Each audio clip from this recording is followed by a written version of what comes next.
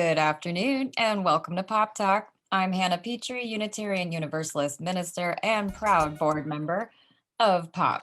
That's Pasadena's Organizing for Progress, leading Pasadena to become the model progressive city of the 21st century.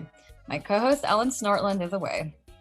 Today on our show, I interview Rachel Torres, Deputy Political and Civil Rights Director of UFCW 770, United Food and Commercial Workers, one of the oldest unions in the country. Today, we look at hero pay for Pasadena's essential workers. Pasadena being one of the last cities in our region to require major grocery companies to pay their workers additional pay, given the health risks of working during the pandemic. This Monday, it comes to a vote at our city council meeting. Rachel, thanks for being on Pop Talk. Thanks so much for having me. It's great to be here. Great. Before I jump in with my questions for Rachel, I want to quote from an email I received from Peter Dreyer a few days ago. Peter is urging Pasadena residents to pressure City Council to pass hero pay, and he tells this story. Griselda Maravilla had worked at the Ralph's grocery store on Foothill and Rosemead and Hastings Ranch in Pasadena for 4 years, the last 2 years as a floral manager. She's a single mother of 5 kids. When the COVID pandemic started in March 2020, she and her coworkers wound up working over 12 to 14 hours a day due to the panic shopping, but without any advance notice of any change in their schedules. Like her fellow employees, she worked in fear and under stress about contracting the virus and inflicting it on their families. So in September, her biggest fear became a reality while she got sick at work. After 3 weeks, she had a negative COVID test and was cleared by her doctor to return to work. But a week later, she felt ill again, and this time she tested positive for the virus. She could not go to work, and as the sole breadwinner of her family, could barely make ends meet. And she's quoted as saying, "I know that my employer is making record profits," she explained. "I believe we deserve hazard pay in Pasadena, just like workers like me are getting in so many other cities." So most drug and grocery retail workers make close to minimum wage, and a $5 an hour wage increase for workers like Griselda Maravilla for the next 4 months would be a real lifeline. So thank you, Peter, for that anecdote. And let's get started. So Rachel, what exactly is hazard or hero pay, and how was it originally invented? Yeah. So the term hero pay actually came from the grocers themselves. When the pandemic started about a year ago, like today, there was, as Griselda mentioned, this huge upswing in panic shopping.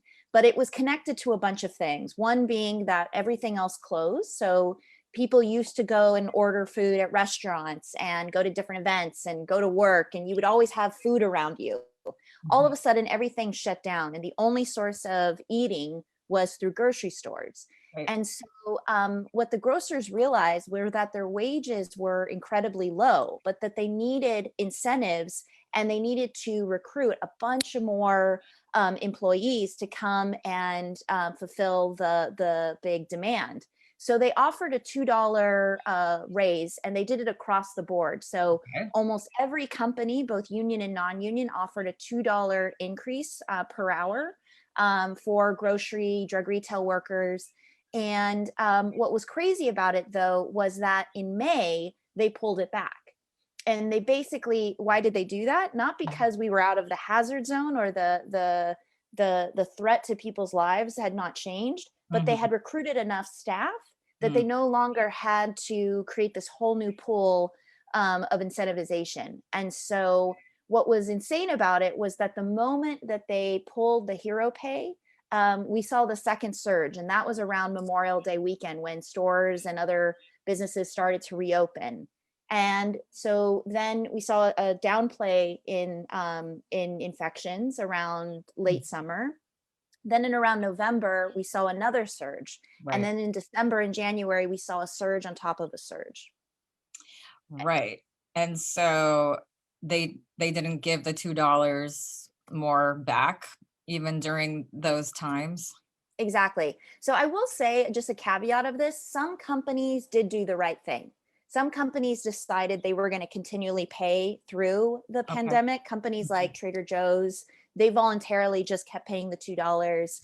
I mean, And then, is that there to stay then? Like, will that always be there? so they have said that they will stop paying it once folks are vaccinated. Mm. And so, but the majority of companies did not. The majority of companies stopped paying it altogether. Huh. Um, well, what are the stats for the rates of COVID infections and deaths among workers in LA County, in supermarkets and other work environments that have taken place outside the home in the last year? What are Yeah. those numbers? Yeah.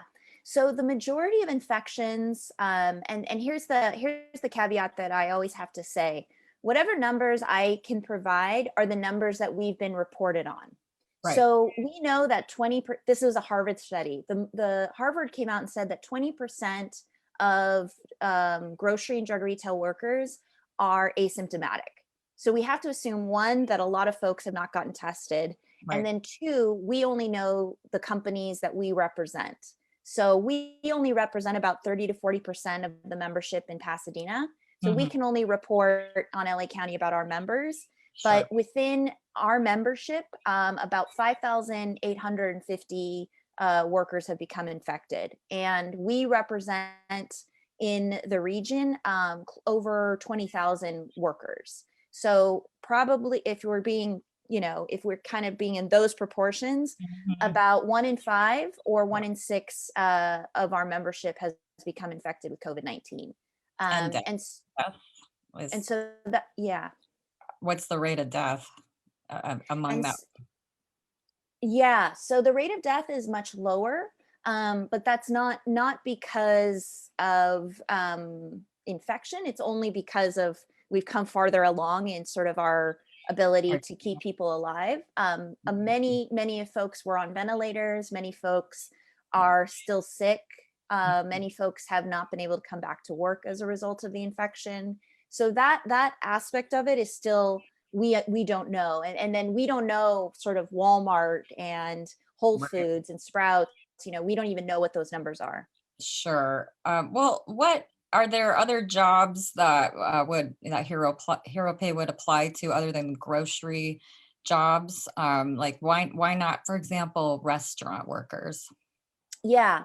So the reason that we constructed the policy in the way that we did was because it's identifying a particular hazard within a particular industry. So in grocery and drug retail, these workers work in the worst possible conditions where they have no ventilation, right? They're working inside. They're Right. interacting with a lot of people.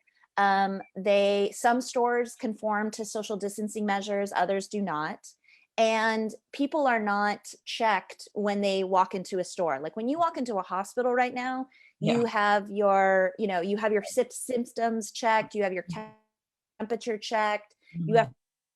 to say whether you've had a headache. Go to a grocery store, nobody's at the front asking you any of these things. And so during the sort of the peak of this second surge, there was a big influx because of the holidays. So there was high level of shopping, and there was lack of enforcement around health and safety protocols. So the policy is designed to be specific to a particular industry, to recognize the hazards that they face daily, and to recognize that unfortunately a lot of other industries that are paid hazard pay, those folks walk into those industries knowing that they do, right? A firefighter, a police officer, a doctor, a nurse, they know they're on the front lines, and they've been Mhm. trained through trauma, through protection, through all of these health and safety measures, and their wages reflect the life-threatening Right. And conditions that they're under.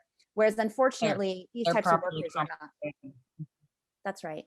Yeah, I mean, I was thinking about, maybe a dishwasher in the back, but even there, they're not as in danger because there's not people going in and out of the room from the public, right? I mean, not that we're washing many dishes in restaurants right now, but that makes sense that it's targeted to kind of the most people in the most danger, in these pharmacies and grocery stores.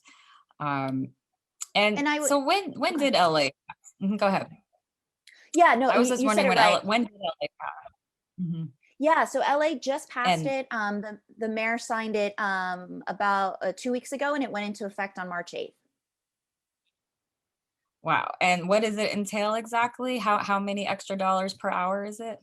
Yeah, so the LA policy is very close to the LA County policy, the West Hollywood policy, the Santa Monica policy.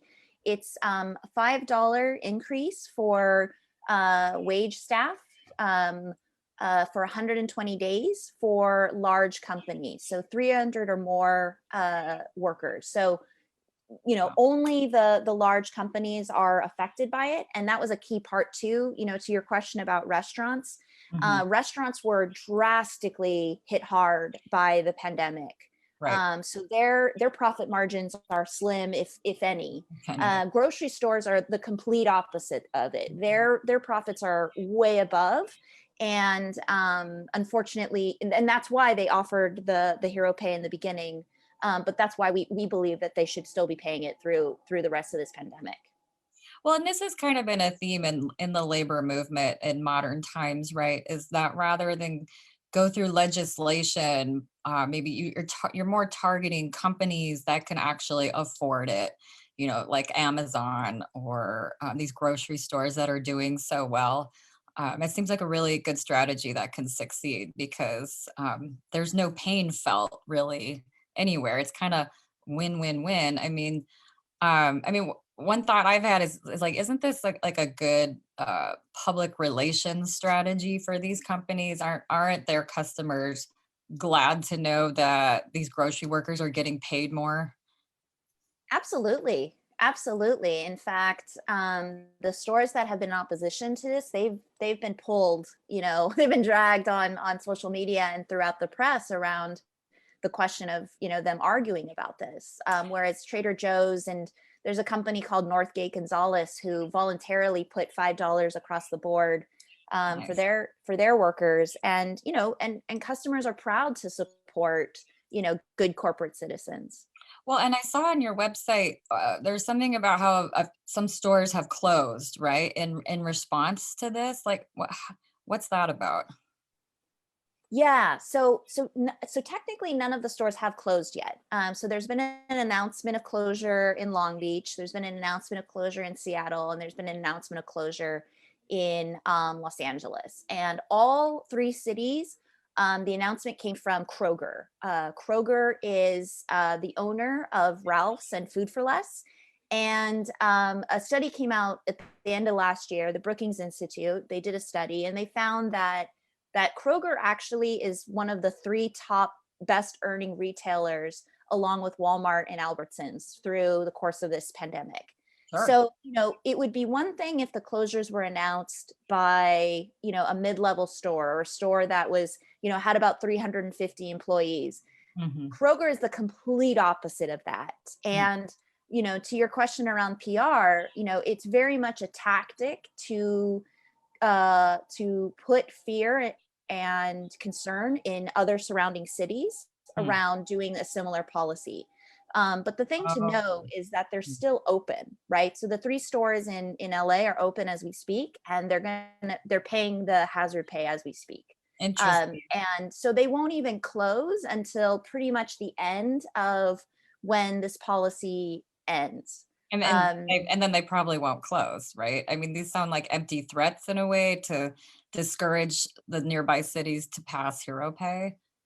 Well, stores sort of close irrespective of wage increases. It's like restaurants during the minimum wage, right? Restaurants open and close all the time, irrespective of any policy. And so we are adamantly opposed to these closures, and we're doing all the things we can do to keep them open. And frankly, the community is just as outraged about it as well. But cities have options in terms of being able to hold these companies to account. There's Right. anti-retaliation language in these policies. And so the cities have a right to ask bigger questions of these companies in terms of, why are you doing this right now during the middle of the pandemic when you've seen, Kroger saw $2 billion in profit last year. So why are they closing now? And why are they promoting the fact that they're closing to harass and intimidate and frighten other places from taking this issue on? Well, yeah, it seems like they're trying to scare the workers, but it seems like it could backfire on them as well, with their customers. So that'll be interesting to see if they actually close or not. So yes, why is Pasadena so late to this party since we've got LA County, LA, and Long Beach, right? What's been their reticence? Yeah, so I wouldn't say necessarily late. I would say they're sort of the next wave of cities to take this Oh, on. So Altadena is voting the same. Altadena, I'm sorry, mhm. Alhambra. Altadena is part of LA County, so they already have it. Uh, Mhm. Alhambra is voting on Monday night. Glendale is voting on Tuesday night, and Oh, wow. Burbank is voting a couple weeks later. And so, It's a they trek. weren't. Yeah, yeah. So they weren't part of sort of the initial lift, Mhm. but cities up and down the state are still voting over the next 2 to 3 weeks. So from our Mhm. perspective, we're not really out of the hazard zone until probably the summer, right? I think Biden Sure. said something like 4th of July, like maybe we'll all get together again. But Mhm. there's 88,000 grocery and drug retail workers in LA County, and it's going to take months Mhm. for all of them to get vaccinated. And so, even though Pasadena didn't move on this in January or February, they're still very much part of a larger movement that is recognizing that these folks have given more than risk their lives every day, continue to. I mean, that's the sad part, is that we get daily updates from these companies, and every single day there's new infections. So Wow. we're long out of, it's going to take some time before every single person gets the one shot or the two shots. There's all kinds of logistical issues that it requires for someone to get vaccinated. And so, Pasadena is definitely in the right moment to take this on. And it would matter. I mean, it would make a huge difference in the lives of all of these workers. Why do you suppose it is that grocery workers weren't higher up on the list to get their vaccinations sooner? I've Yeah. been confused by that. Seems that that would be obvious. I mean, I know, friends who are just customers of these stores that, they don't know how they got COVID. They've just been going to the grocery store. So it seems like it would have made sense to put them higher up. Do you Yeah. have I any? mean, I would just say, I think, we don't have sort of the Spanish flu toolbox, the the packet that we can go back to and say, okay, how do we do a pandemic successfully? How do we get on-site testing faster? How do we get PPE to folks quicker? Yeah. So we've sort of learned as we've gone. I would say that, I think about the folks who survived the HIV/AIDS pandemic, and a lot of those survivors realized that the federal government kind of forgot about them or didn't want to pay attention to them because of being so conservative. Right. And so it was up to those folks to like learn about HIV/AIDS and to be the leaders in fighting it. And I would say we've faced sort of a similar situation in which we've had to learn about the disease as we're fighting it, just as we've had to learn how to work on policies and strategies and so forth. But I'm very proud of the governor. I think he's really stepped up in a big way. I Mhm. think the cities and the counties around vaccine access has greatly moved forward over the past month. So we're moving in the right direction. We're not, we haven't totally turned the corner yet, but I feel like, I think hazard pay is part of that. It's sort of a recognition of like, whoa, these workers have really struggled during this time period. We didn't know how bad it was. We want to compensate them, and justly compensate them, and frankly incentivize them. I think that's one thing that I think people kind of forget, is that sometimes it's just easier not to show up for work. So what keeps people showing up during Mhm. this crisis? And I Sure. think that's also some of the thinking behind these policies. I'm thinking also it incentivizes these companies to get their workers vaccinated because the sooner they're vaccinated, the sooner we have herd immunity, the sooner the hero pay will end, right? I mean, is that part of it? That's right. Yeah. That's right. Yeah. So we were very clear about the idea that, the hero pay should not be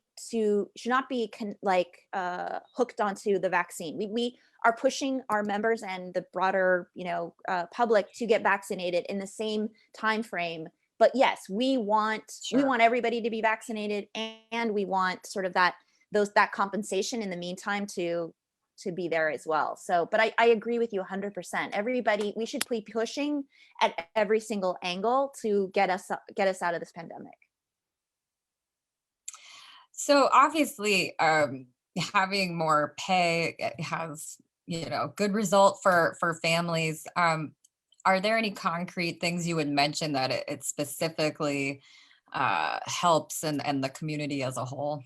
Yeah, I mean, it kind of reminds me of when we were talking through the minimum wage discussion. And oftentimes, we think about, oh, how much is it going to cost the company? But we don't often think about the fact that when people have, especially low income people, when they have more dollars in their pocket, they spend it locally. They reinvest in their community. Right. And so, we're not talking about that much money. If a average grocery or drug retail worker is working about 25 hours a week, they're looking at about, maybe $150 or $200 more a week in their pocket. Now, what would that be used for? No one's going to go out and buy a new car, but people are going to be able to buy the food that they need. They're going to be Right. able to, one member shared a story with me about how, she hasn't been able to fix her car during the pandemic, and so she has to take public transit. And so because she's in public transit, or because she has to carpool, she's in more engagement with other people. And so Mhm. just having a few extra dollars in her pocket means she can take her car to work and, isolate herself. A lot of our members, if they when they were under quarantine because they got exposure or they didn't know if they were sick or not, one woman, she had to use like plastic to just put around her bed. Like she was Wow. in a bungalow bed. I forget what it's called. Like a bunk And bed? Hmm. bunk bed, yeah. And so Hmm. she just taped, because she couldn't Yeah. self isolate. She couldn't quarantine because she lived Wow. in a house with other people. So, Right. I feel like the pandemic has sort of lifted the veil of a whole group of workers who never were sort of recognized, and now people are realizing, like, oh, poverty catches up with us. Like, if we're Mhm. not dealing with the housing crisis and we're not dealing with low wages, we're going to deal with the reality that folks don't have any space to take care of themselves when they're sick. And if they come home sick, they make their family members sick. Those family members go out into other places, and so on and so forth. So, Mhm. this is a drop in the bucket. It's a tiny small way Mhm. for workers to kind of have the ability to sort of be, self-reliant, take care of themselves, and be a bit able to deal with the things that these low wages have never accounted for. Right. And, able to buy things for their kids that their kids need, clothing, shoes, things like all the kinds of expenditures that they put off because that cash isn't there. That's right. Um, so let's kind of widen our scope because that one thing, looking at this issue that I've learned is that a lot of grocery workers in LA County are not unionized. So I'm wondering if they are unionized anywhere in LA County, and how strong are these collective bargaining outfits, and why aren't they stronger? Yeah, yeah. So I mean, I would say it's sort of the Walmartization of America, Mhm. right? So Walmart is the biggest retailer, the most powerful company, and now, Amazon is sort of Yeah. jumping in the game, right? So Mhm. we have two of the biggest, strongest, most anti-union corporations dominating our economy, Yeah. and both of them sprung up within the past 20, 30 years. So, 50 years ago, there were a couple major retailers, and they were owned by families. And so there was like the family Ralphs, right? And Ralph's was a good employer. They would literally sit down with the leadership, the membership of UFCW, and they would negotiate really great contracts Mhm. where someone could retire with a great pension. And then things changed over the next 50 years, just like every other industry. But in grocery, what happened is Ralph's stopped operating as Ralph's. They sold to Kroger, bought them. And then companies like Whole Foods came on, and companies like Trader Joe's, and companies like Costco and Smart and Final. And all of them followed Walmart because Walmart was their biggest competitor. And Ugh. Walmart sort of annihilated their competition in their race to the bottom strategies. And so then you had unionized companies who didn't have this history of a proud partnership with the union follow their lead. And Mm. so in 2021, we have a market in which grocery workers are paid very low wages and have some benefits, but they are not comparable to what they should be for the work that they endure and so forth. So that's really what we're looking at right now, is we're looking at the output of 20-30 years of Walmart just digging us into a deep hole. And so I suspect of with the organizing that's happening in Amazon, in Alabama and other places, workers are finally sort of rising to the moment. There was a worker at Trader Joe's who was fired for speaking out about some COVID protocols.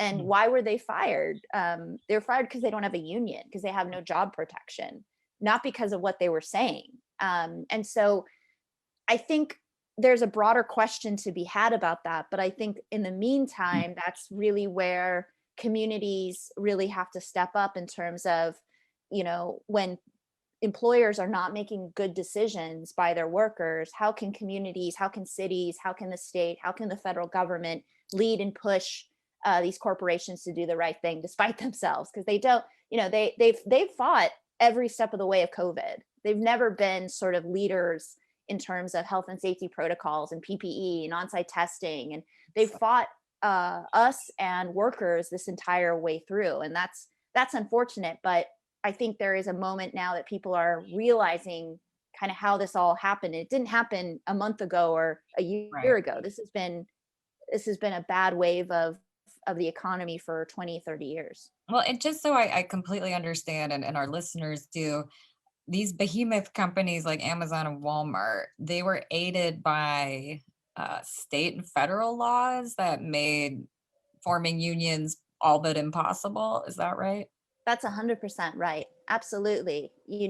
From Reagan all the way through Clinton, there's been multiple, I would say Democrats, Republicans have Mhm. unfortunately sided with corporate bosses for so long. Right. Both And it's all, parties. yeah, both parties. Right. So it sounds like we need to change some of those laws first. Uh, but yeah, it does feel like you're up against a lot when you actually have to undo laws first. And how do you do that? I mean, is that some of the work that your organization does, is kind of undoing those laws? I think so. I think part of it is I always think of organizing as a comprehensive campaign, and so Mhm. part of it is organizing, our kind of new wave of progressive leadership to take on these hard issues, and then Mhm. also it's organizing and it's supporting workers, organic campaigns that are building from the ground up on the shop floor to support them.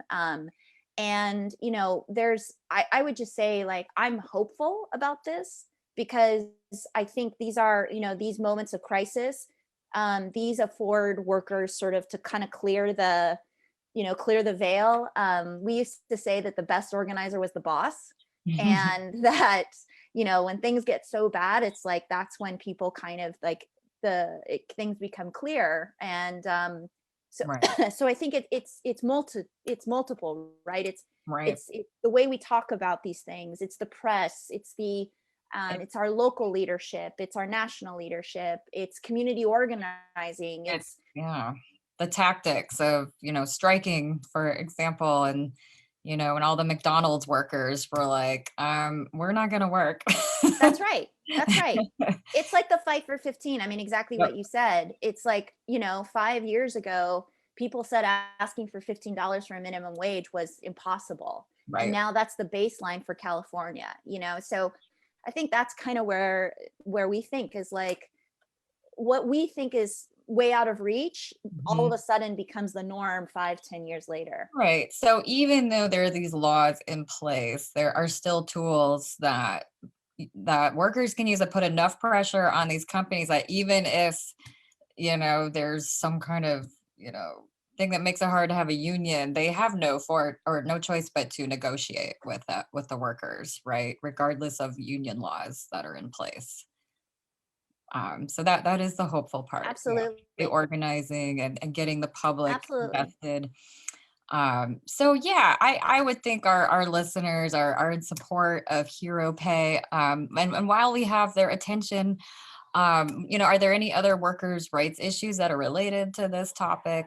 Like one thing I'm always concerned about that I don't feel like enough people know about is wage theft in LA County. What's the status of that?